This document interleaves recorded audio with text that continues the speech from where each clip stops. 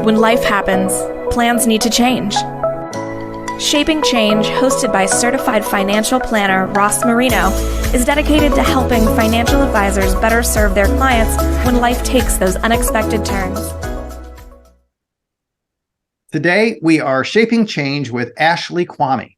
Ashley is a licensed marriage and family therapist and the founder of BAM Financial Consultants, where she helps financial planners like me understand what people think, how they feel, and how that drives financial decisions. Hello, Ashley.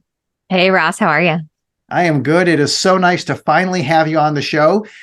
Anybody who does a Zoom with me, especially clients, they know you, but they don't actually know how they know you. And that's because they have seen me pick up this mug over and over that says think, feel, do. And we talk think, feel, do. And occasionally someone says, where do you get a mug that says think, feel, do?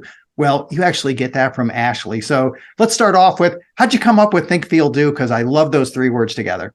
Yeah, so it comes a lot from the mental health side, at least, of therapy. So I can't truly claim that it is my brilliance, but it's an intervention that I have used for more than a decade with clients, particularly with couples, to help them just understand how the dynamic happens, what's going on for each partner, what's going on an individual level for individual clients. So it's kind of the brainchild of a lot of experience, but also some of the greats in emotionally focused therapy, cognitive behavioral therapy.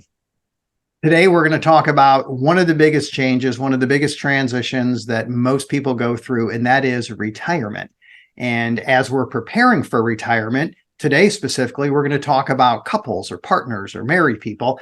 And it's sometimes a challenge to talk about what you're thinking or even wonder, what is retirement going to be like? And I know it's important to talk about what my hopes are and what my vision is for retirement. How about we start with some tips on what's the best way to enter into this conversation? Gently. For starters, there's a lot of research out there from the Gottman Institute that talks about when we are bringing up tough topics for retirement, for example, is gentle startup is what they call it, but gently bringing things up. So having a softness to it. Sometimes couples are notorious for just coming out the woodwork and blindsiding maybe their partner with a particular topic. And the harder the topic, or maybe more emotionally charged it is better to gently bring it up or lead them in a little bit more softly. I think it's great advice, and I wish I knew that 32 years ago when I got married. So the whole gentle part and also just the whole black and white part, saying things as a matter of fact, when maybe you could be a little gray and tiptoe into things a little bit more. But, I'm young enough. I'm working on that. So there's hope for my wife and for myself along the way. We'll keep working on it. But as we're talking about sharing your vision and your hopes, how about we start with, why is it so important for people to think through what they're going to do in retirement and then communicate it with their spouse or partner? The retirement is oftentimes that pinnacle for many individuals, but certainly couples, that they've been perhaps thinking about or dreaming about for a very long time. Maybe that's been overt, maybe not, but they have some sort of vision that's been crafted there. And the closer that they get to that point, usually the more specific it is in terms of why is it important to think through it. Most of the time in our life, I find that we live on autopilot, meaning that we're just surviving. And so to come off of autopilot and be a bit more intentional in our thinking around what we want this chapter or season to look like will ensure that we're better able to have and or do the things that we've wanted. When we think through that more intentionally, then we need to communicate that with our partner. There's this assumption sometimes that just because two people live in the same house or share the same bed, that they know what's going on with the other one. And we often find that that's actually not really true. So couples sometimes are notorious, or partners, for dropping hints or being really subtle about it. And I'll hear those conversations of, I told you that 10 years ago that I wanted to be able to do that. And, lo and behold, the other is like, well, I didn't think you were serious about that. And, while we're talking about it in a humorous way, this can really create a lot of tension and friction for couples. So being able to have, just the intentionality of thinking through it on an individual level, but then the next step of communicating that, not just once, but over and over again. This needs to be a conversation about how we are preparing. What do we want what I call our wealthy marriage vision to look like during this season? I recently recorded a webinar where I talked about reimagining your retirement and thinking about what you want. And I used an illustration of going around a corner where if you look around the corner, you can't really see what's on the other side there. And retirement is kind of like that. Not only can't we see what's on the other side, but once we go around that corner, we just don't have a different view, but we have a different perspective. And we may think differently and feel differently. How do we help people process or understand that what they view pre-retirement may not necessarily be exactly what they want and think once they're finally retired? I encourage couples to have mental flexibility when it comes to this. And, prior to, so our 20s, 30s, 40s, maybe even 50s, we're really set on long-term goals, hopefully, right? Those longer term goals of like 10, maybe 15 years. But as we move into this later chapter of retirement, it's actually important to have more short-term goals. And to be able to do that, it requires you to have a good deal of mental flexibility. Our later chapters are filled with a lot of transition. There are medical issues that arise, death, loss, grief. All of those things are a part of that chapter. And so having flexibility mentally to know the decisions that I make now, I can see us doing that for maybe the next 3 years or 3 to 5. But then at that point, I need to always be kind of reevaluating or giving myself the permission and freedom to change my mind or to adjust. It's a great way to look at the length of the goals. We're so driven by the destination when we're working, and we probably should focus more on the journey. But I think for a lot of us, we're just wired to think to the future, and we need to do that. We need to plan for that. But what I think I just heard you say is that the more disruptive a change is, or the more dramatic a change is, we have to shorten our goals with a much shorter time frame because we're just not sure what it's going to look like over the next few years. Correct. And, there's a client that stands out to me in particular where she thought that she wanted to be the type of grandma in retirement that stayed home and helped her daughter caretake for her grandchildren. And so after 2 years of doing this, she realized that this was actually pretty miserable doing it. She wanted more freedom, watching and being a full-time caregiver for her grandchildren, during those working hours for her daughter. While it certainly helped, her daughter, and this is what she thought she wanted, what she started to realize is that she really wanted freedom. So she wanted to be a present grandma that was active, but she really also wanted freedom. And so, she is just a great example of being able to give flexibility to yourself and that permission to change your mind. And as you said, I think earlier too, knowing that what you want at the beginning may not be what you want as you get into it. If you explain to people how important it is to communicate and think through this, I think most people would agree, yes, this is important to do this, but a much smaller percentage actually do it. What do you think it is that holds people back from discussing their hopes with a partner or spouse?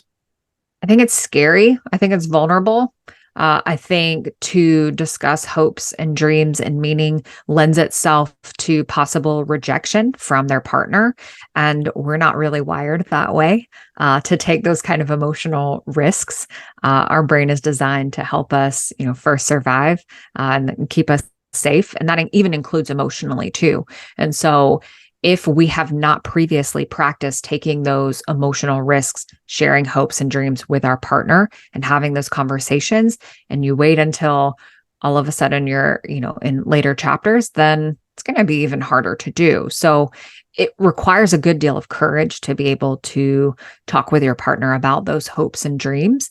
But I think, and what I see is the thing that holds people back is really oftentimes a lot of fear of rejection, fear that their partner won't be on the same page. And then they're left with that decision of, well, then what do we do? Well, let's talk a little bit about not being on the same page, because I think that would be quite a challenge. So maybe I want to spend some time on the beach and playing tennis, and then my wife says, well, I want a little farm in the country where I can grow vegetables and take care of animals. And we may look at the two and realize we aren't even close on this. What do we do if there's so much divergence between the goals to the point that it could potentially create conflict? So how I work with couples who maybe have those more extreme divergent goals, you've got the farm with lots of land and let's just say condo at the beach, right? What we talk about, or what I talk about with couples, is let's really kind of decide what's important. Is it actually having land? Or is it being able to spend more time kind of in nature? Or if a vegetable garden is important, can you have a vegetable garden, but maybe perhaps in a different location? Oftentimes, when we get down and kind of funnel down into like the nitty gritty of it, couples want to be on the same page and they want the same similar things, I should say. I don't often see where couples are so divergent on their goals that then it lends them to, splitting up or going their separate ways. But it does require talking about what's actually at the root of it from an emotional standpoint. Is it freedom? Is it space?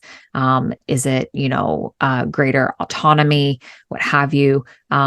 This is where, financial planners, I love working with financial planners because they can really help in co-creating these goals for couples. But being able to do that requires you to come to the table and talk about it, so that then resentments don't set in between the partners. So why don't we talk a little bit about that then? I know you use the word congruence. I read your newsletters, I listen to you, and you talk about goal congruence. Let's talk about what that looks like and what that supportive environment really is. Yeah, we talk about goal support and goal conflict. And so, couples who maybe have different opinions on what they want their goals to be, let's just say top 5, and maybe there's some varying degree of difference there in terms of priority. Having support and having a lesser degree of conflict is really important in both partners actually being able to win. And maybe win isn't the best word here, but both partners being able to obtain the things that they want from a goal standpoint. Goal support really looks like a lot of verbal support, but also physical and perhaps even financial support as well. Oftentimes I'll hear couples where one partner says, well, I support them in whatever they do, but they don't back that by their actions or even their level of maybe agreement in financially allocating money to being able to support their partner in whatever their goal may be. So having, support is really important when it comes to, navigating, not only just congruence, but also minimizing distress and discord between partners. To the same degree, goal conflict can look like unintentionally sometimes sabotaging one partner's goals. And so I say unintentionally because oftentimes it's not, done with malice or to hurt the person, but it could be maybe withholding either physical support or being very rigid in terms of their view or mentality around prioritizing their other partner's goal. And it can come across in terms of maybe perhaps sabotaging the other partner's, desire to go and do or achieve whatever it is that they want to do. So we look at goal support and goal conflict as being two really important factors when it comes to clients or couples being able to move through the process of coming together and creating shared goals. It's a great explanation. And again, jokingly, I wish I knew this 32 years ago. However, I probably wouldn't have known what to do with it. So now at this stage in my life, I actually can process and think, how can I apply this? So I appreciate you being on the show and sharing, and we look forward to talking to you again. Thanks, Ross. Thank you for listening to Shaping Change with Ross Marino. This show is for general information purposes only and is not intended to provide recommendations or advice. Speak with a legal, tax, or financial advisor before making any decisions. Past performance references are historical and do not guarantee future results.